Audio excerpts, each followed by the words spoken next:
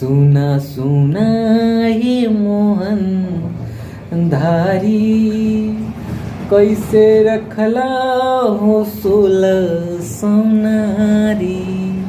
हमके के गोया पार कलयुगवा में, हम एके गोया पार कलयुगवा में। सुना सुना ये मोहन धारी, कैसे रखला हो 16 सोनारी।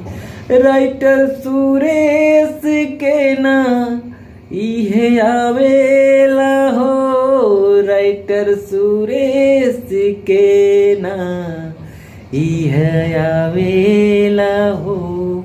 हमके एके गो भारी कलयुगवा में, हमके एके गो भारी कलयुगवा में।